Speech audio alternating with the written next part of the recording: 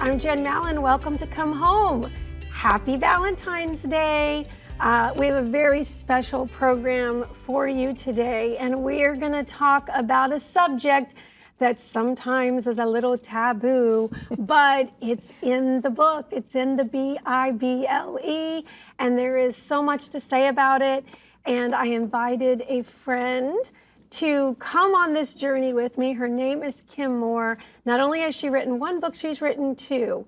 And she's done a deep dive on a book of the Bible that many of us tend to stay away from, and that is the book of Song of Solomon or Song of Songs. And it's really a beautiful book, not only about our relationship with Jesus Christ, our bridegroom, but about our romantic relationship with our husband, our spouse, our partner, the one that we are in a covenant relationship with. And so, Kim, thank you for coming. Oh, thank you so much for inviting me. I've been so excited about coming on the show. Yay! Well, it's Happy Love Day. Yes. At least around the United States. Yes. You know, this is some would call it a pagan holiday, but anytime we can emphasize love, anytime we can celebrate love, anytime we can talk about 1 Corinthians 13 and just really appreciate those that are in our life, it's a good day. Absolutely. It's a good day.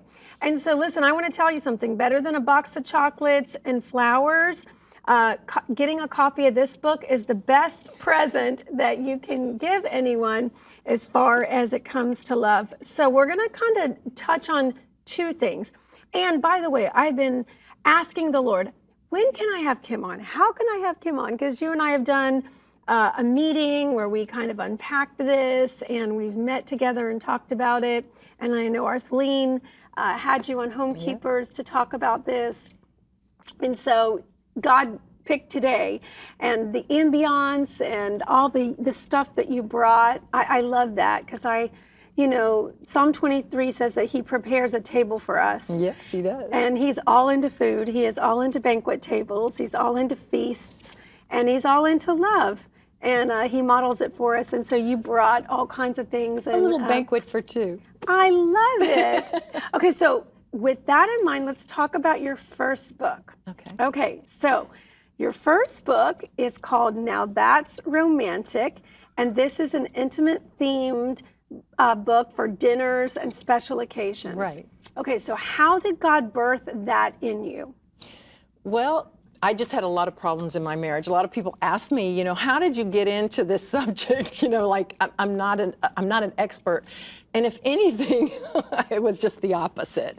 I kind of crashed and burned when it came to intimacy in our marriage because of my background. So I started reading the Song of Solomon a lot, and nobody really knew the interpretation of it. I mean, everybody was all over the place. Let's put it that way. One interpreted this way, that way, whatever. But there was one place in there. My husband and I went through a few very, very rough spots as well. As young marrieds. As young marrieds, right after we were married, and I started reading the Song of Solomon to try to get help. Biblical answers. But one thing I saw for this book was that in the 7th and 8th chapter, she prepares a getaway. Yeah. She says, let's get away to the countryside, and I'm going to do old and new things for you, and I'm preparing food and all these things. So it I didn't have the budget to get away, but I did a romantic dinner for two. I did what I call the Caribbean cabana on our back balcony, and it had the Caribbean theme, and my husband flipped over it. And that just sort of started this whole thing. I would do it for an anniversary or a birthday or a special occasion. And so, obviously one of them was Valentine's Day. So that is obviously what we're highlighting today. Yeah.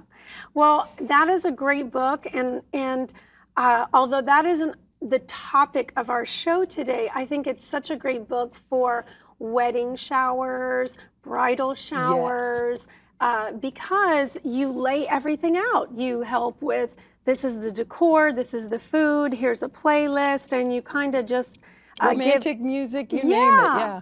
So that, I know, was a really fun labor of love, doing that. It was. My husband is the one who tried to get me to write it because he was like, couples need inspiration. You should write this book. It took him 2 years to convince me to write that book, but it finally did happen. Well, it's a beautiful book. It's a coffee table book. It's something you can be proud of. And so, you know, if you are going to something in the future and you need a gift, that's a great gift. And so all of Kim's books, you can get them on Amazon, or you can go to kimmore.net. Exactly. Or sexandthebible.com. So 2 different websites, and so I encourage you to get them. But as you have said to me, if you can only get one, then we're going to encourage you to get Unlock, The Secret to Lasting Intimacy. And I think this is so valuable, Kim. I know Doug does too. How long did he have to talk you into writing this one? Actually, what was weird about the second one was I never wanted to write one book. And so I told God after I wrote the first one, please don't ever ask me to write another one. We do that. I heard him say, I want you to write another book. I thought I still had crates of this one in the garage. When I told him I felt like God wanted me to write a second book, I thought he was gonna go, are you crazy? Aww. And instead he was like, okay. Oh, yay for Doug. Yes, yay for Doug. Okay, well, this one really became like your heart project and your passion project because you just got out your shovel, as I would say, your golden shovel, and started digging and just studying the Hebrew, studying Middle Eastern weddings, studying the customs, studying the culture, studying the traditions. And I mean, 6 years of research, right? Actually, it was longer than that, but 6 years of intense, almost full-time research went into this book. What a labor of love. It really was.